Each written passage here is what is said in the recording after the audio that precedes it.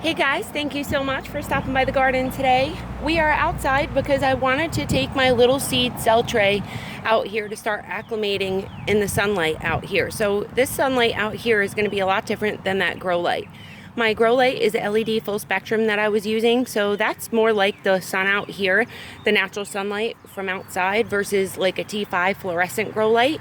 Ballast. The ballast you would have to acclimate kind of quite a bit. Like it would take a week to acclimate these outside versus the full spectrum. I can acclimate these within a couple of days out here.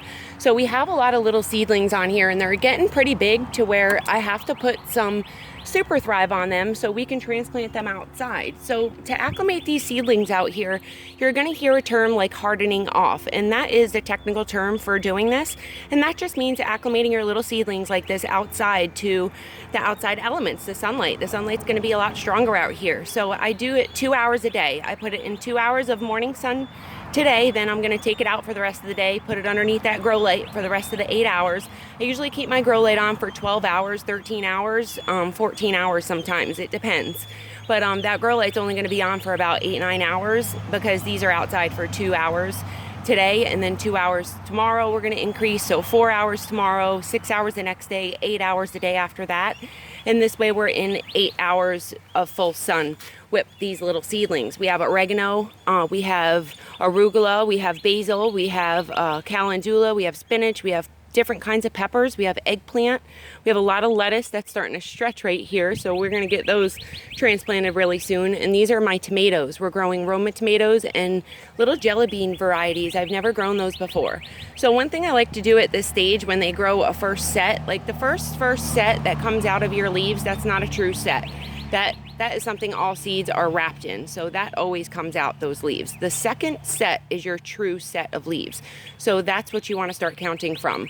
2 sets, 3 sets, 4 sets, that's when I start giving nutrients. So these are at like 3 sets right now, and they're getting pretty big, so I'm going to give them something called Superthrive at 1/4 teaspoon per gallon of water. I bought this a couple years ago, and I use it constantly in my garden because I really like the way it makes my plants transplant outside. It prevents transplant shock, and it just makes your plants root a lot better to their big containers that you're putting them in, because this is a little cell that you're putting in such a big container.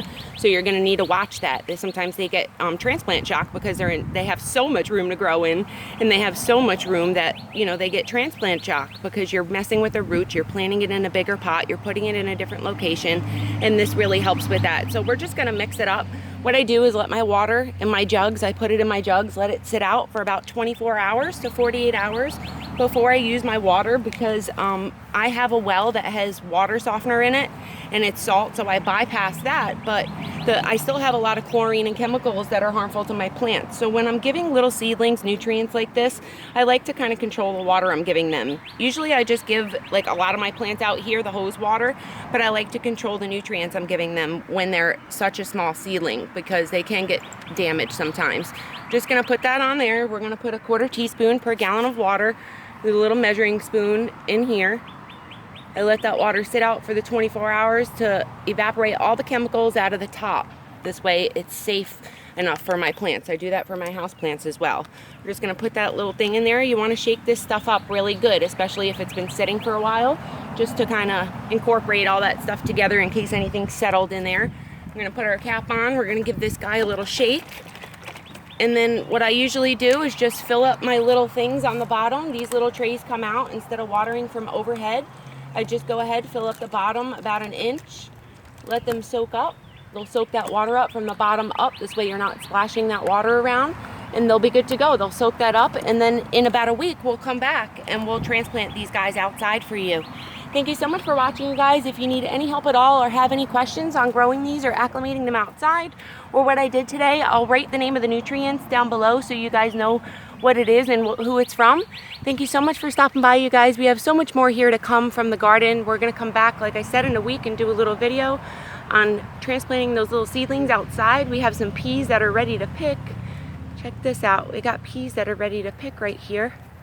So that's pretty cool. We got little seedlings popping up. Oh, can't grab it. You can see when they get really, really fat and big like that, they are ready to be picked. So we're gonna cut that off right there. We're gonna pick those two. They're nice and fat. And then I have more seedlings coming up out of that tote right there. We have our green beans. We have more beans back there starting to pop. Those are pole beans. We have flowers starting to go. We have our lettuce right here, which these are little lettuce seedlings, and they're really small, so I'm going to hit them with some Superthrive too. They only have about 5 or 6 sets of leaves on them, and they're looking kind of dull to me, so I'm going to go ahead and hit them as well. And then this is my eggplant. This stalled out on me from frostburn, and look at it. It's coming back so beautifully. We hit that with the fish fertilizer a couple of weeks ago, and it just looks so good. Thank you so much for stopping by, you guys. I really hope you enjoyed this video, and acclimate your plants really slowly so that they thrive for you and they don't get shocked. Thank you so much for stopping by. I'll see you next time. Bye-bye.